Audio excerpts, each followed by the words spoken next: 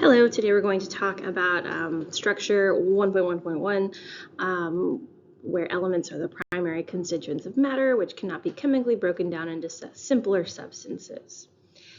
This section has a bunch of different things that should be reviewed from an intro to chemistry course.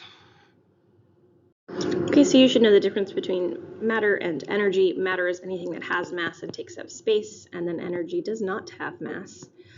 You can theoretically convert between the two, but for the purposes of this course, you should know that matter and energy are conserved in chemical and physical processes. So that's the law of conservation of mass and the law of conservation of energy. Matter cannot be created or destroyed. Energy cannot be created or destroyed, only transferred or transformed. And that's really just for the purposes of this course. And in reality, you can switch between the two with this famous equation, but we're going to keep it pretty simple for now. Now, remember, matter is always conserved in a chemical reaction or physical process, so that means that if you have reactants being converted into products, we always write reactants on the left and products on the right, and we use an arrow in between, or a double arrow.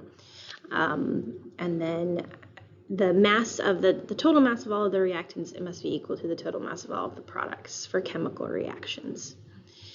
You should also know that atoms retain their identity. So atoms will stay the same on both sides.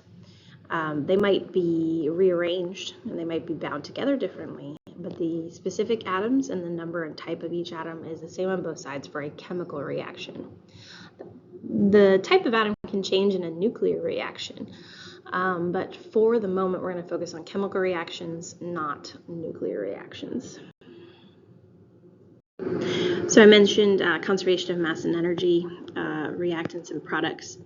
Now, this could be a physical process too. It could be something going from like a solid to a liquid, but it's the same substance. It's a physical process instead of a chemical reaction, but no matter what, the mass is conserved for those things. Energy is also conserved. That looks a little differently in chemical reactions. If you're taking a substance, let's say we have oxygen, and oxygen forms double bonds. Okay, it's like this. And I want to break it up into two separate oxygen atoms. I'm going to break the bond. Breaking bonds is endothermic. That means it requires energy to do that. So you will need some kind of input of energy, typically in the form of heat, but you need to add an energy from some outside source to break the bond to get those two oxygen atoms separate. Now, the total energy of those things is equal to the total energy here. It's just this energy came from a source outside of the oxygen molecule. And then in the reverse reaction, let's look at that.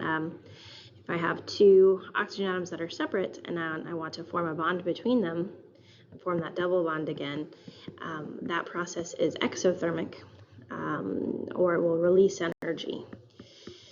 And so you should know that breaking bonds is endothermic, requires an input of energy, and forming bonds is exothermic, releases energy. But you still have a conservation of energy from the reactants to the product side. Okay, so atoms are defined by how many protons they have. For example, hydrogen, all hydrogen atoms have 1 proton, all oxygen atoms have 8 protons. They're defined by their number of protons. And so then the elements in the periodic table are organized by their number of protons or their atomic number. Elements will always combine in a specific proportion or specific proportions. So for example, water is H2O, so it's a 2-to-1 ratio of hydrogen to oxygen.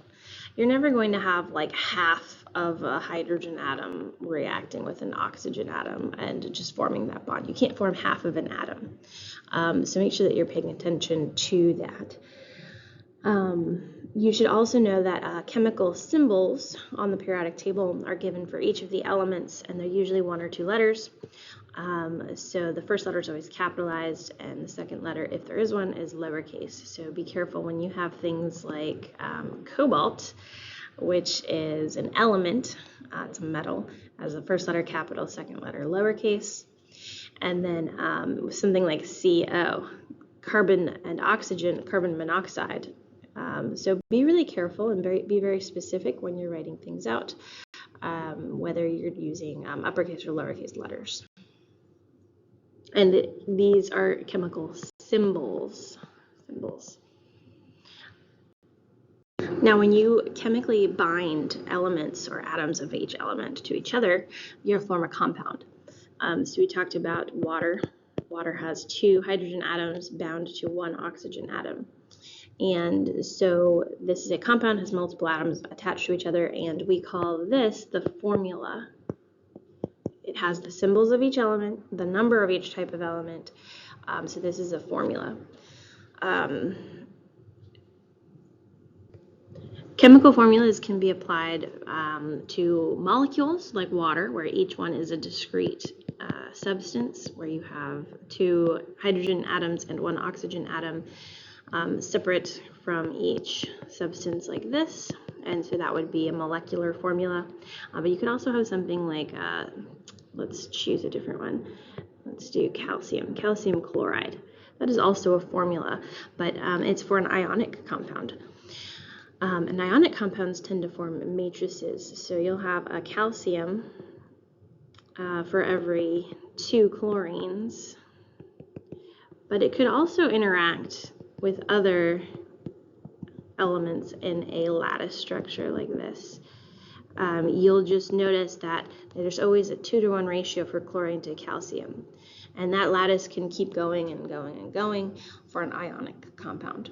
And we'll get more specific about this in later sections, but for now, just know that formula is the general term, and it applies for both molecules, which are discrete units, and then ionic compounds, which have these lattice, which just shows you the ratio of the elements in the compound.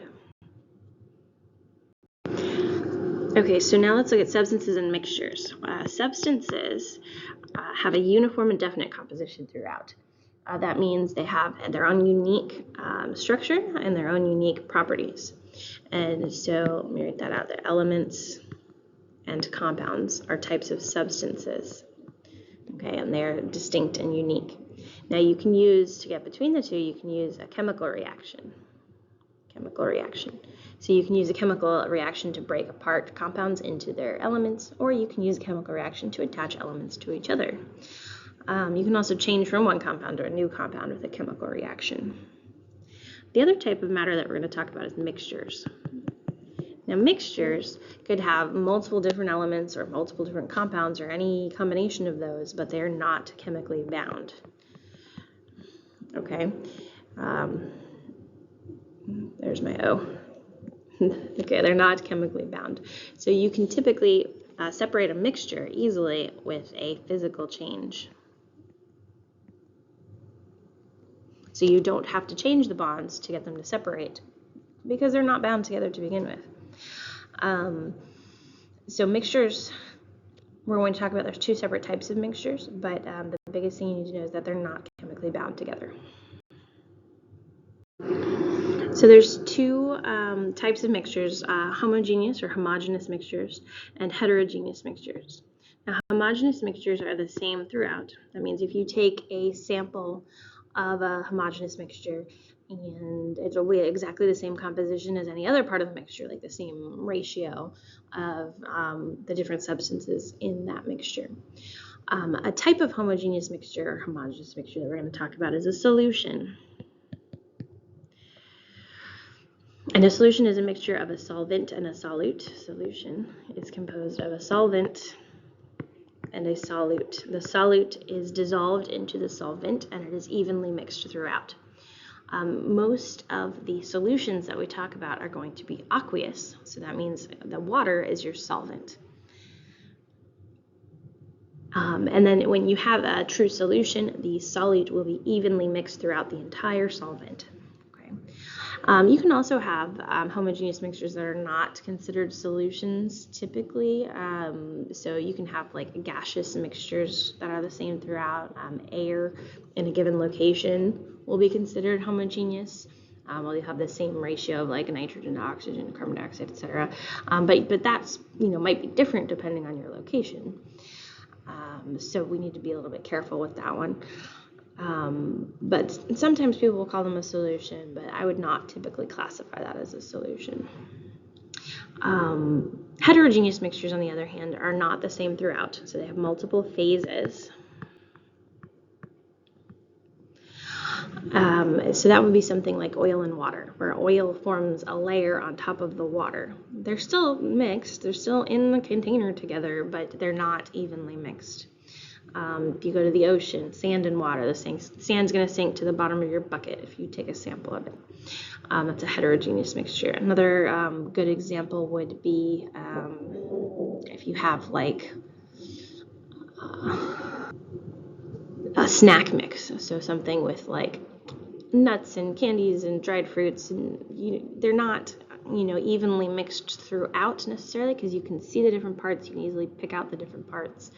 That would be considered a heterogeneous mixture. Another example of a homogeneous mixture that I forgot about is an alloy. An alloy is a mixture of metals that is typically in the solid state, but you can have a molten alloy. But alloys are really, really common, steel, brass, but they're mixtures of metals, and we consider them a homogeneous mixture typically because they're evenly mixed throughout that sample of the metal. So those are some examples of there. So let's quick summarize the different types of matter. Matter being the overarching, half mass takes up space. Matter could either be a substance or a mixture. And then from there, the substances are elements or compounds. And remember, you can go between them using a chemical reaction, elements, compounds, and then mixtures. There's two types. There's homogeneous versus heterogeneous. And remember, homogeneous is also called a solution very frequently. Now, mixtures can be separated into substances using a physical change. So now we're going to talk about some different ways that we separate mixtures, different tools and methods. One of them is filtration, and typically you're going to use some kind of filter. Do my best to draw it. And you would have a funnel with filter paper in it, or like a coffee filter. And then you would, pour your mixture into the funnel with the filter paper, and then you'd have some kind of collection flask or beaker or something. And what passes through is called the filtrate.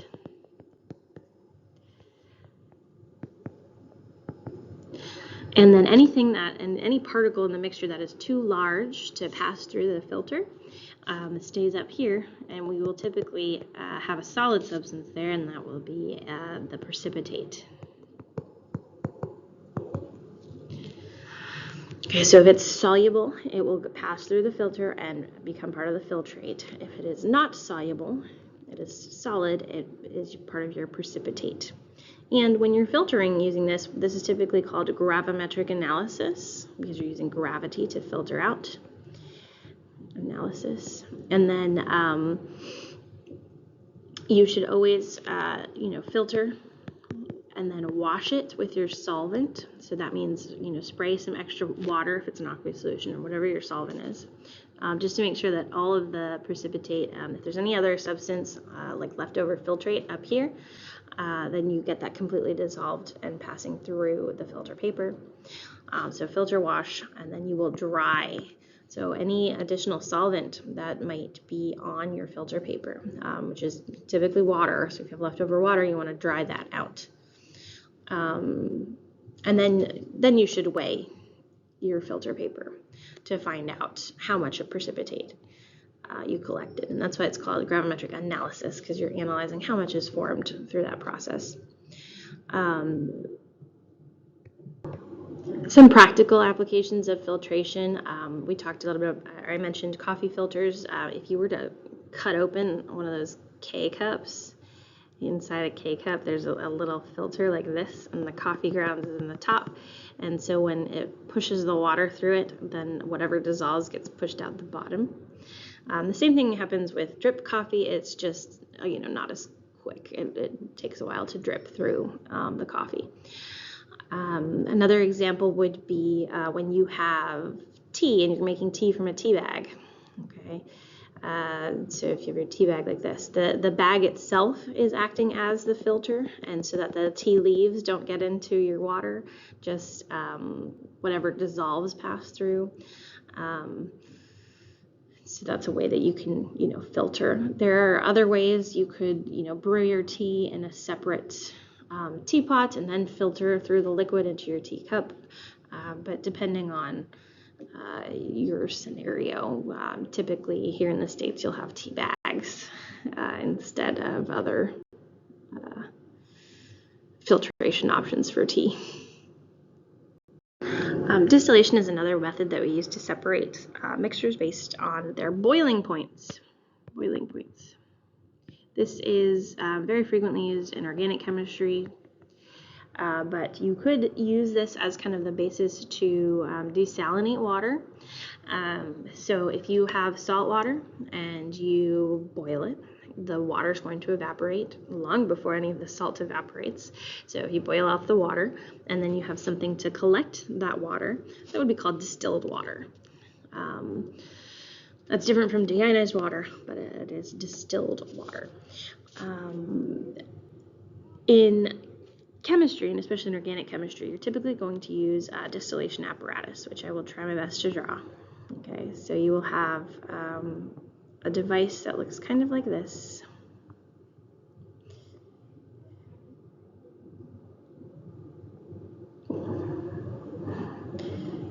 And it is at an angle. It's supposed to be at an angle.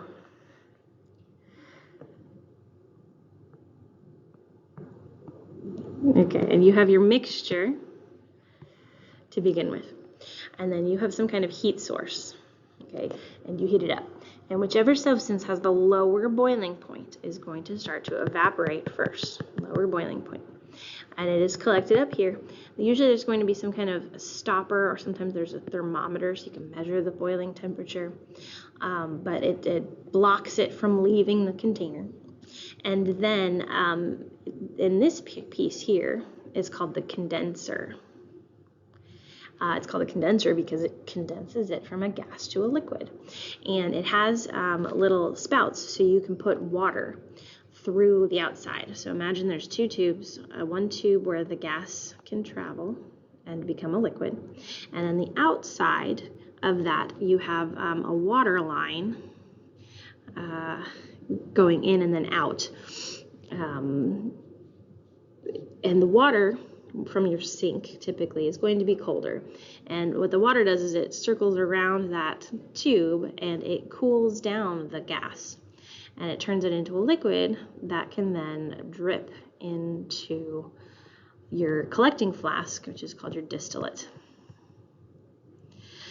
I believe that's an I, distillate. There we go. So eventually, if you completely do this, you'll be left with the higher boiling point substance left behind and the lower boiling point substance collected as your distillate.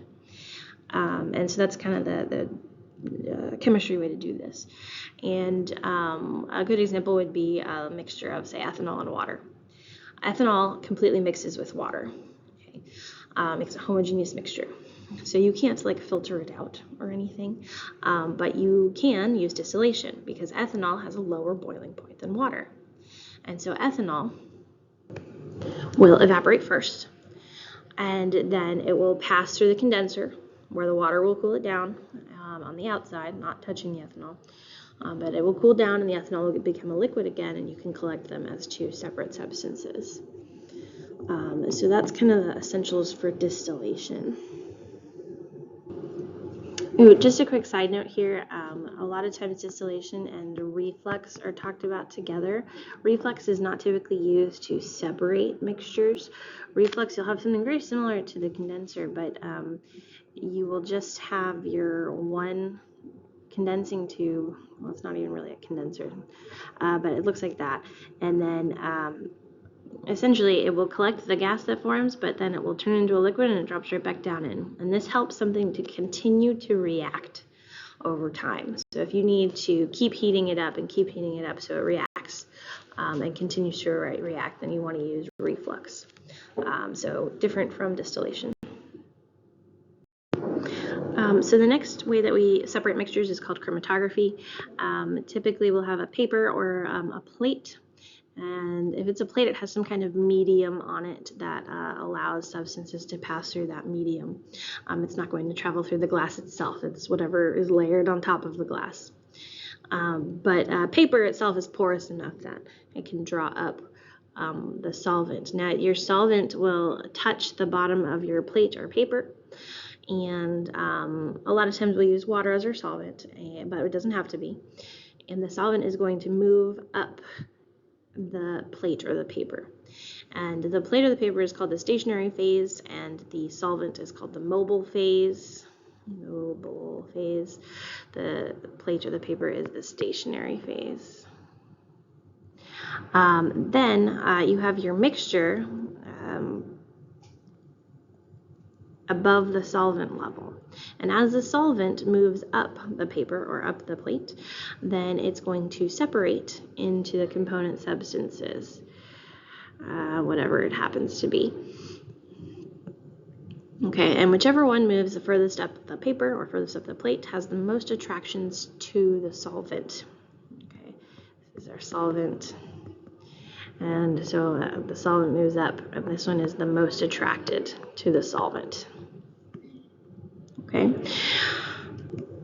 Now, if your mixture has bright colors to it, like I drew here, then it's very easy to see the separation and then measure the separation. But if your substance is not a whole bunch of different colors, then you might need to use something to develop it, like a dye or something that will help you to see the substances that are separated.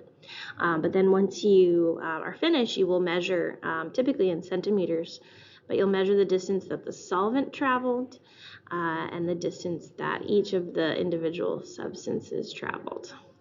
And the ratio of the substance to the solvent, that ratio, that distance traveled, is called the RF, the retention factor. Okay, so the last type of separation of mixtures that we're going to talk about is dissolution and recrystallization. That's a tough word. So a couple different things that this could be referring to. When you're dissolving something, you can, if your mixture has one thing that is soluble and one thing that is insoluble in a particular solvent, you could try dissolving, and then the soluble substance will dissolve, the insoluble substance will not, and then you could use filtration. So that's one way you could do that. Another thing that you could do is a process called recrystallization, which kind of puts these together. So you're going to take your impure solid substance, your impure solid, and then you will dissolve it in a solvent, and if they're both soluble, it's okay. But you will heat it up. So you will dissolve and then heat it up. And you will make sure that everything gets dissolved, and you'll get it very warm. And then you will very slowly let it cool down. And as it cools down, the substance will start to recrystallize, will start to reform solid out of that solution there. And because more can dissolve at higher temperatures compared to lower temperatures. So as you slowly cool it down, that solid will start to reform. And then you'll have that solid substance. And then when you're done, then you can use filtration to get the pure solid out of the solution. Another sort of related procedure that I didn't talk about with filtration is when you're using what's called a separating filter or separatory funnel, if you will. It looks kind of like this, but it's when you have two liquids that are immiscible. I'll read it up here. Immiscible. Immiscible. Okay. Now, if they're immiscible, that's a C. Immiscible. Okay. That means they cannot mix with each other. And so a good example would be oil and water. Okay. And a lot of organic compounds are not completely soluble in water. So you'll have, if you put them together into a separatory funnel, you'll have two layers. Typically, the aqueous layer is lower down because it's more dense. But then you would use the separatory funnel. You'd open and close the stopcock, and you'd slowly let out the bottom layer. And then that would be collecting your aqueous layer, and then you would be left with just your oil layer or your nonpolar layer. And from there, you would have your two separate substances. Now, when it's right at the edge, it's a little bit difficult to get it exact, but it does, do the job pretty well. Again, similar would be something we call decanting. Again, not the most effective, but it works okay. If your solid is really, really insoluble and you've got big chunks of it, and you have your water or your solvent, whatever it is, you can decant. That means just pouring slowly out the liquid, but pouring it in such a way that your solid substance stays behind in the beaker or in the container. It's called decanting.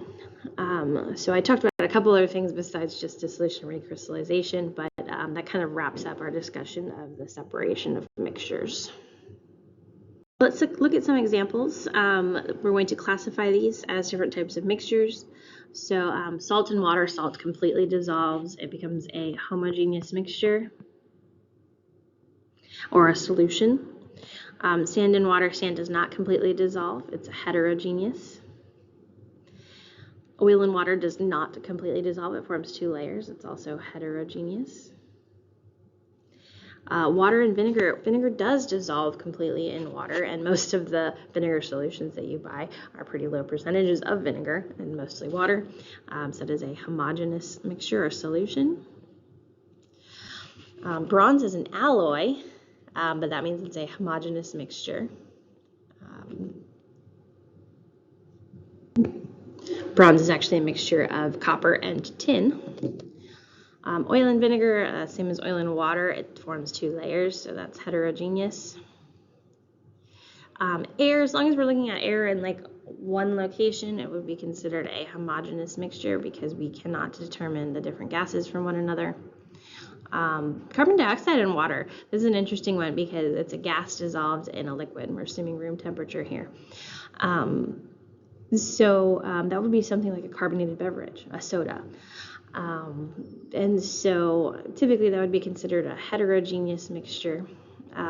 But if it's evenly mixed throughout in your sealed container, you could think about it as a homogeneous mixture. And then as soon as you open it, you can start to see those bubbles separating, and then it would be a heterogeneous mixture. So it really depends on kind of how you're looking at that soda. And like what is going on in that scenario, which is interesting. Okay, so for this experiment, we're going to separate a mixture of sand, salt, and iron filings. I actually do this lab with my students in my intro to chem class. So sand, salt, and iron filings are all solids. The first thing that it's easiest to remove is the iron filings because iron is magnetic. So I can use a strong magnet to separate and remove all of the iron out and leave the sand and salt behind. From there, I can use dissolution. So I will dissolve the sand and salt mixture. The salt is soluble, the sand is not soluble. And so once it is dissolved, then I can use filtration. And remember, filtration, you're going to filter, but then you need to wash to make sure all of the salt is completely dissolved. And then you will dry out the sand. And then you're left with salt water. because the water dissolves, right? And to get the salt all by itself, then you can use distillation, which you can use the full distillation apparatus, or you can just kind of boil off the water, because we added water to begin with. We don't want it in our final scenario. So you can just boil off the water and the salt is left behind by itself. So that's how you would separate the three substances. So these linking questions are things that you should think about. If you are taking this course without any prior chemistry knowledge, some of these might be a little bit beyond you at this moment, but they do link to other content areas, and as long as you have had a chemistry class before, you should probably be able to start answering some of these questions. So the linking questions for this section 1.1.1, what factors are considered in choosing a method to separate the components of a mixture? So think about that, give a proposed answer to that question. How can the products of a reaction be purified? And it is dependent on the particular products and the particular reaction, so think about that, give a proposed answer. Another one would be, how do the intermolecular forces influence the type of mixture that forms? Definitely want to take a look at things like hydrogen bonding, London dispersion forces, dipole-dipole interactions, ion dipole interactions, and how does that influence the type of mixture? And then our last linking question, why are alloys considered to be mixtures, even though they often contain metallic bonding? So think about that and think about why we classify it as a mixture and give a proposed answer for that one. And that concludes section 1.1.1. This one in particular was quite long. Most of the sections will be shorter than this, but this covered a lot of background knowledge that will be applicable later.